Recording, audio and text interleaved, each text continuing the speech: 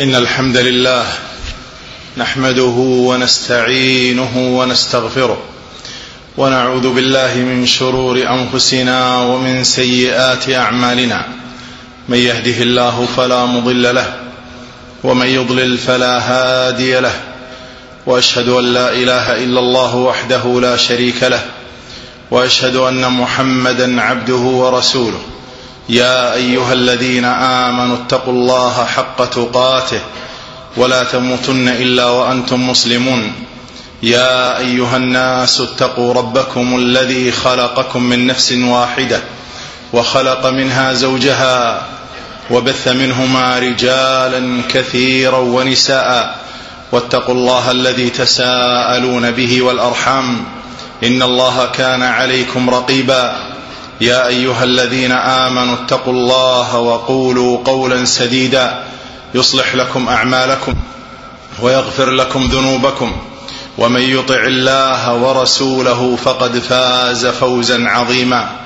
أما بعد، فإن أصدق الحديث كتاب الله، وخير الهدي هدي محمد صلى الله عليه وسلم، وشر الأمور محدثاتها، وكل محدثة بدعة، وكل بدعة ضلالة، وكل ضلالة في النار.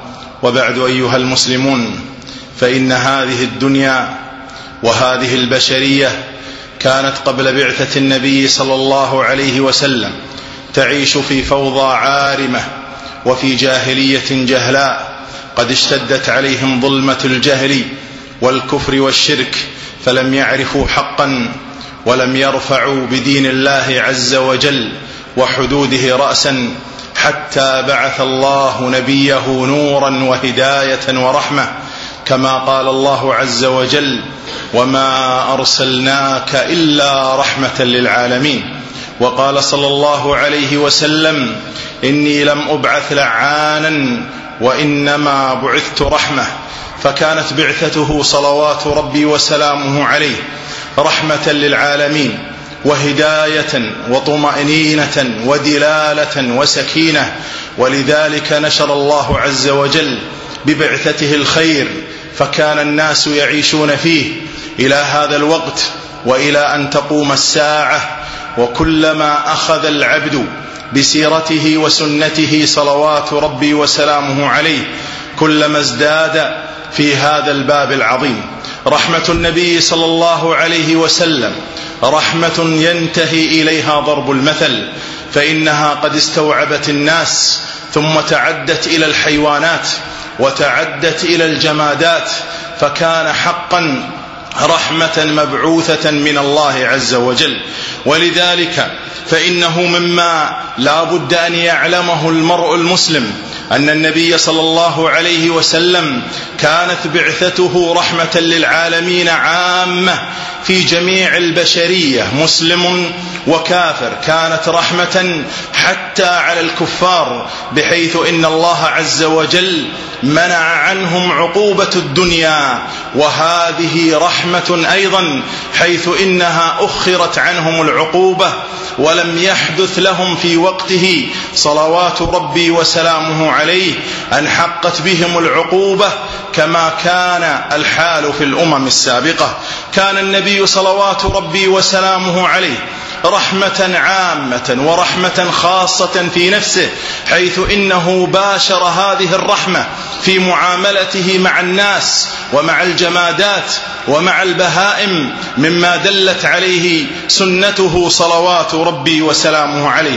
تأملوا يا عباد الله، لما جاء النبي صلى الله عليه وسلم وبعث في أناس عتاة مشركين من عتاولة الكفر ودهاة الكفر وأساطينه، دعوا النبي صلى الله عليه وسلم وسألوه سؤالا عجيبا غريبا صعبا، فقالوا: ادعوا أن الله عز وجل يقلب لنا هذه الصفا ذهبا ونؤمن بك. فقال صلوات ربي وسلامه عليه: أو إذا دعوت ربي أن يجعل لكم ذلك ذهبا أتؤمنون؟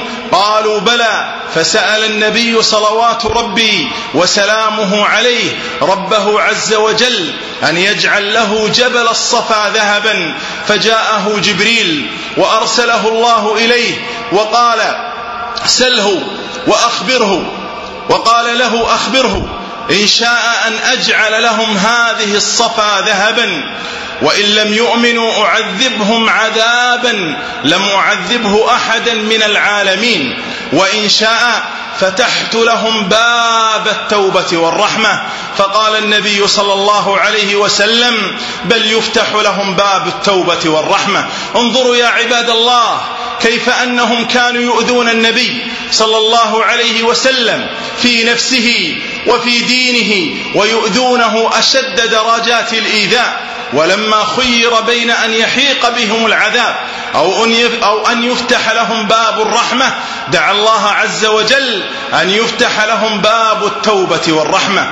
ومن ذلك عباد الله أن النبي صلى الله عليه وسلم لما مات عبد الله بن أبي بن سلول، وكان رأس المنافقين الذين يؤذون النبي صلى الله عليه وسلم ويصدون عن السبيل، فلما مات قام النبي صلى الله عليه وسلم ليصلي عليه، وهذا قبل النهي عن الصلاة عن المنافقين. فلما قام على قبره جاءه عمر وأخذ بصدر النبي صلى الله عليه وسلم وقال يا رسول الله أتصلي على عدو الله الذي يقول يوم كذا وكذا يوم كذا وكذا كذا وكذا، يقول أذكره بمقالاته وبأقواله. يقول فما زاد النبي صلى الله عليه وسلم إلا أن تبسم وقال أخر عني يا عمر إني خيرت فاخترت، فإن الله سبحانه وتعالى يقول استغفر لهم أو لا تستغفر لهم، إن تستغفر لهم 70 مرة فلن يغفر الله لهم. ولو علمت مع شدة الإيذاء وشدة البأس من هذا المنافق، يقول النبي عليه الصلاة والسلام ولو علمت أن الله لو استغفرت له أكثر من 70 مرة لأغفر له لاستغفرت له. انظروا إلى منتهى الرحمة منه صلوات ربي وسلامه عليه. ثم بعد ذلك لما مضى النبي صلى الله عليه وسلم ما لبث يسيرا إلا نزل عليه قول الله عز وجل ولا تصلي على أحد منهم مات أبدا ولا تقم على قبره. فالمنافق لا يصلى عليه ولا يقام على قبره. والمنافق يا عباد الله إما أن يخبرنا الله عز وجل بنفاقه أو أن تظهر عليه علامات النفاق، بحيث يكون طعان للدين ساب للدين، يسمي الدين ظلام، يسمي الرجوع للدين رجوع إلى الوراء، رجوع إلى الجاهلية. هذا إذا مات لا تجوز الصلاة عليه كما قرره أهل العلم. ولذلك تعجب من بعض الناس من الذين يجاملون في دين الله، يرون إنسان كاتب صحفي طول عمره يسب الدين ويقول هذا تخلف، يقولوا له ارجع للأخلاق، قال هذا رجوع إلى الوراء، هذا يبقى ما يجوز حرام، قال هذا تخلف، هذا شدة، هذه وصاية على المجتمع. هذا إذا مات يا عباد الله لا يجوز الصلاة عليه، وإن لبس نفس لبسة المسلمين، فإنه قرر أهل العلم أن هذا وأمثاله مما ظهرت عليه إمارات النفاق، أنه لا يجوز الصلاة عليه يا عباد الله، ولا يكثر سواده ولا يدعى له برحمة، فهو ما رحم المسلمين، بات طول حياته عدو لله ورسوله، يصد الناس عن الإسلام، يصد فتيات المسلمين عن الأخلاق، يدعو للاختلاط، يدعو للفجور، يدعو للرذيلة. إذا تسنم منصب يقول للناس هلموا إلى الفساد واتركوا التقدم الشرعي وارجعوا إلى الحظيرة الجاهلية حتى تكونوا عبيدا للشهوة واللذة. فهذا وأمثاله يا عباد الله تحرم الصلاة عليه، لا يجوز الصلاة عليه ولا يجوز الترحم على مثل هذا حتى وإن صلى وصام، لأن كثير ممن يحاربون الله ورسوله ويحاربون الشرع، يحاربون الأخلاق، يحاربون الفضائل، أكثرهم يصلي لكن الدين ما هو صلاة وصيام، الدين ما ينفع المرء. دليل ذلك أن عبد الله بن أبي بن سلول رأس المنافقين كان يصلي بالصف الأول خلف محمد عليه الصلاة والسلام، ومع ذلك لما خرج منه ما خرج من المقالات ما أنكر النبي عليه الصلاة والسلام على عمر لما سماه عدو الله وعدو رسوله، والذي كان يدعو إلى الفجور ويدعو إلى الرذيلة. يا عباد الله، مسألة الجنة والنار عند مالك الجنة والنار الذي يملك مفاتيح الخير والذي يحجب عباده عن الشر سبحانه، لكن مسألة أن المرء يجامل في دينه فيجامل عدو الله ورسوله ويكثر سواده في الصلوات، فهذا لا يجوز يا عباد الله. هذا من الأمر الشنيع المحرم الذي قرره أهل العلم ونصوا عليه أن هذا قد تلبس بعلامات النفاق يا عباد الله، وهم في هذا الزمان كثير. تجد جريدة كاملة كل اللي يكتبون بالمقالات على هذا الفكر المتردي، هذا الفكر الضال الذي تجد فيه خلط كثير من أهل الأقلام الذين تلبسوا من كل ملة وجاءوا بكل اسم، وبعضهم قد يتسمى باسم الإسلام وينزوي إليه، وهو حرب على دين الله عز وجل.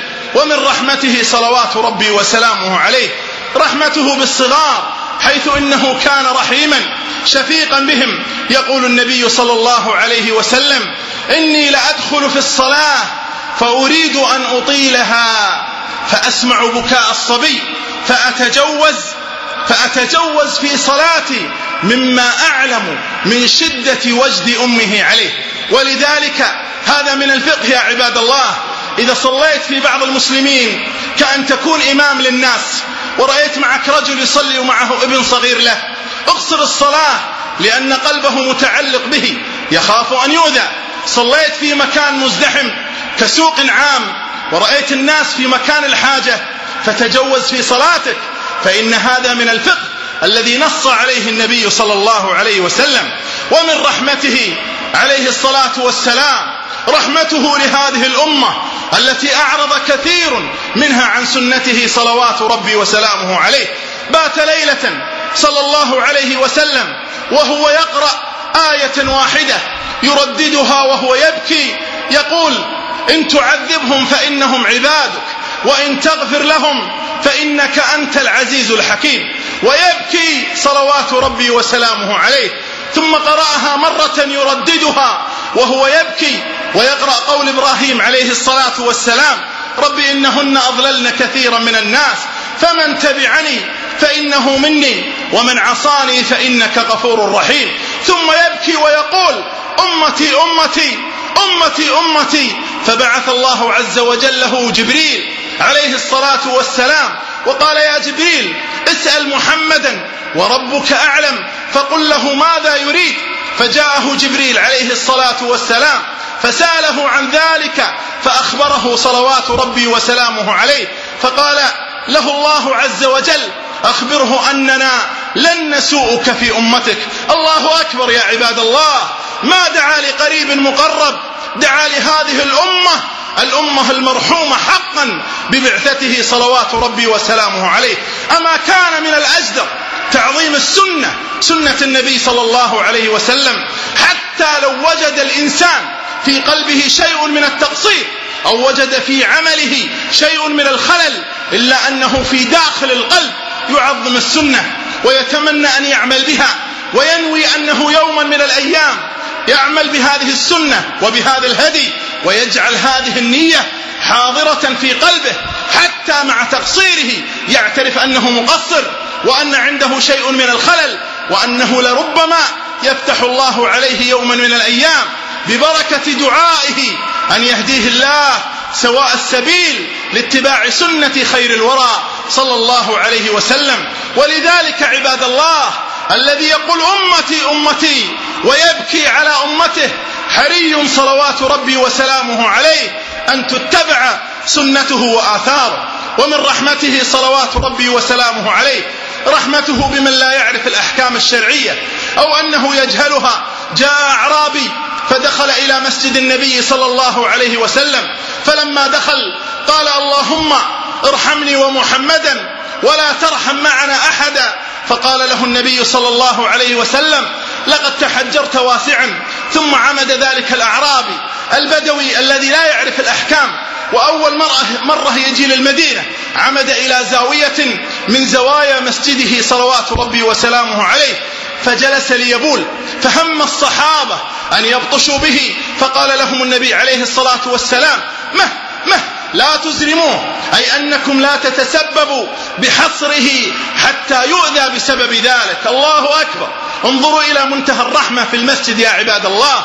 فلما انتهى من بوله قال له النبي صلى الله عليه وسلم: إن هذه المساجد لا تصلح لشيء من القذر، إنما هي لقراءة القرآن والذكر والصلاة. فكان من أحسن الناس أدبا في تعليمه صلوات ربي وسلامه عليه. ثم قال لأصحابه: دعوه وأريقوا على بوله سجلا من ماء، أي دلوا من ماء. انظروا إلى الرحمة يا عباد الله بالمتعلمين الذين لا يعرفون الأحكام ومن لا يكن عقله قادرا على استوعاب الفهم. ثم بعد ذلك تعدت رحمته البهائم، تعدت رحمته المخلوقات والبشرية يا عباد الله، حتى طالت هذه الرحمة أنها وصلت إلى البهائم العجماوات التي لا تتكلم. بينما النبي صلى الله عليه وسلم إذ جاءه جمل فوقف بين يدي النبي عليه الصلاة والسلام فبكى وذرفت عيناه، فقال النبي صلى الله عليه وسلم: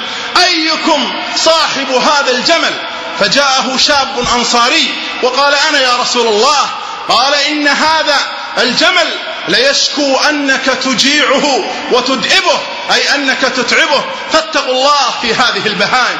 انظروا إلى رحمته صلوات ربي وسلامه عليه. وبينما هو جالس إذ جاءه جمل فجلس عنده يجرجر عليه الصلاة والسلام، فدعا بصاحبه وقال لأحد أصحابه: ادع لي صاحبه إن لهذا الجمل شأنا. فلما جاءه قال: إن هذا الجمل يشكو أنك كددته حتى كبر سنه، ثم بعد ذلك أردت أن تذبحه. قال: والذي بعثك بالحق لقد ائتمرنا على هذا البارحة وأننا نذبحه ونقسمه. فقال له صلى الله عليه وسلم: هبنيه أو بعنيه. قال: بل هو لك هبة يا رسول الله. فوسمه النبي عليه الصلاة والسلام بميسم ثم بعث به إلى إبل الصدقة. فانظروا إلى هذه الرحمة التي تعدت إلى هذه البهائم العجماوات التي لا تحسن الكلام. ومن رحمته صلوات ربي وسلامه عليه رحمته بالجماد الذي لا يتكلم. النبي صلى الله عليه وسلم كان في مسجده يخطب على جذع شجرة يركب عليه ويتكئ عليه ويخطب صلوات ربي وسلامه عليه. فجاءت امرأة من الأنصار وقالت: إن لي نجارا فأريد أن يصنع لك منبرا، فصنع له منبر. وبعد ذلك لما جاءت الجمعة تقدم النبي صلى الله عليه وسلم إلى ذلك المنبر، فلما مر بالجذع فإذا بالجذع يبكي كبكاء الصبي. يقول أنس: فوالله إنه كان له أنين كأنين الصبي. فنزل النبي صلوات ربي وسلامه عليه فاحتضنه فلا زال يبكي وينشج حتى سكت. انظروا يا عباد الله إلى هذه الرحمة العظيمة التي تعدت إلى الجمادات. ولذلك حري بالمسلم أن تكون في قلبه الرحمة اقتداء بالنبي صلى الله عليه وسلم، ونظرا لأن يجازيه الله عز وجل بمثل صنيعه الذي فعله. النبي صلوات ربي وسلامه عليه بشر من البشر، إلا أنه نبي مرسل يتصرف بهذه العاطفة العظيمة. لما توفي صاحبه عثمان بن مضعون دخل عليه النبي عليه الصلاة والسلام وكشف عن وجهه وأكب عليه يقبله ويبكي صلوات ربي وسلامه عليه. ولما رفع له ابنه إبراهيم جاء النبي صلى الله عليه وسلم فشمه وقبله وبكى، فقال له عبد الرحمن بن عوف: ما هذا يا رسول الله؟ بكى بدمعة ثم أتبعها بأخرى. قال: إنها رحمة، إنها رحمة، إن العين تدمع وإن القلب ليحزن. ولا نقول إلا ما يرضي ربنا، وإنا بفراقك يا إبراهيم لمحزونون. ولما توفي ابن بنته صلوات ربي وسلامه عليه ألزمته بأن يحضر، ودعته إلى أن يحضر، فرفع إليه الصبي ونفسه تقعقع، فبكى عليه الصلاة والسلام، فقال له سعد: ما هذا يا رسول الله؟ قال: إنها رحمة يجعلها الله في قلوب من شاء من عباده، وإنما يرحم الله من عباده الرحماء. ولذلك عبد الله تفقد نفسك في الجنائز، وحينما يموت قريب لك فإذا لم ينعم الله عليك بدمعة فاعلم أنه قد حلت في قلبك القسوة، وابكي على نفسك أن حلت في قلبك القسوة. حينما يموت لك أخ أو عم أو أب أو ابن أو قريب، ومع ذلك تجد نفسك رابط الجأش، أو أنك لا تعطي هذه النفس حقها من البكاء، دعوة أنك تريد أن يرى الناس أنك متماسك، هذا منتهى القسوة والخروج عن المألوف. فإن هذه المسألة وبكاء العبد ليس فيه دليل على أنه ضعيف، إنما هذا منتهى القوة، أن الرجل يبكي عند حلول المصائب، يبكي مع أنه يرضى بما أمر الله عز وجل به، لا يقول ما يسخط الله، ولا يخرج عن الأقدار، ولا يخرج عن قدر الله بحيث أن يقول لماذا حصل كذا وكذا، ولكن يباشر طبيعة النفس البشرية.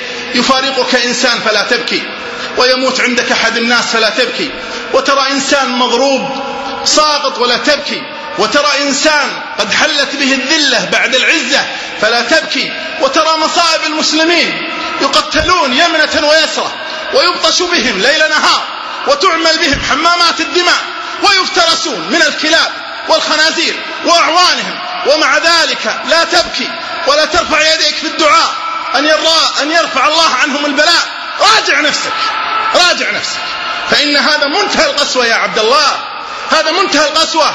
حينما تسمع أن امرأة عفيفة يأتي كلب فيفترسها في بعض البلدان ولا تبكي على ذلة المسلمين، فاعلم أن الله عز وجل طمس على قلبك. فإن لم تزد أنك ترفع يديك في الدعاء في أوقات الإجابة أن يرحم الله الضعيف، وأن يكمد الله كيد العدو، وأن يسلط بأسه على العدو وعلى القوم الظالمين، فراجع نفسك يا عبد الله. القسوة يا عباد الله تلتمس في مواضع كثيرة. لما النبي عليه الصلاة والسلام قال: أتريد أن يلين قلبك؟ امسح على رأس اليتيم.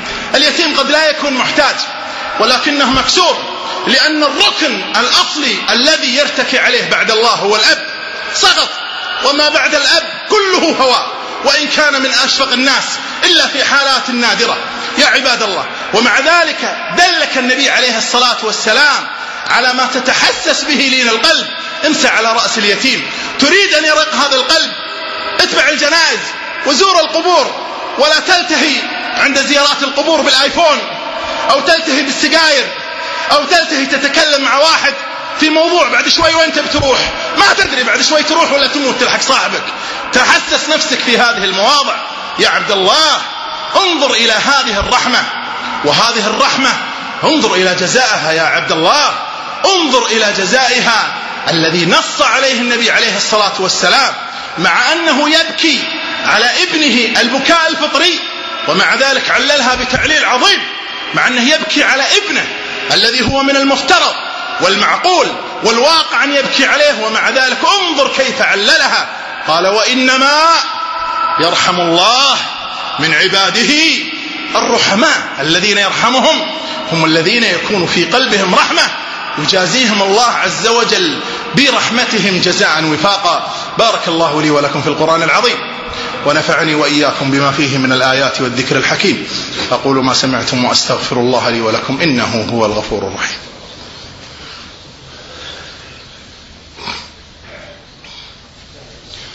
الحمد لله رب العالمين، والعاقبة للمتقين، صلى الله وسلم وبارك وأنعم على عبده ورسوله محمد وعلى آله وصحبه أجمعين. اللهم اغفر لنا وارحمنا، وعافنا واعف عنا، وتوفنا وأنت راض عنا. اللهم اجعلنا لك شاكرين، لك ذاكرين، أواهين منيبين. اللهم أعنا ولا تعن علينا، وانصرنا ولا تنصر علينا، وامكر لنا ولا تمكر علينا، ويسر لنا الهدى وانصرنا على من بغى علينا. اللهم اكشف الغم والفتنة عن بلاد المسلمين. اللهم ارحم إخواننا المستضعفين في كل مكان. اللهم ارحم إخواننا المستضعفين في كل مكان. اللهم ارحم إخواننا المستضعفين في كل مكان. اللهم احقن دماءهم واستر عوراتهم وهاجم وقاتل عدوك وعدوهم يا رب العالمين. صلى الله وسلم على نبينا محمد.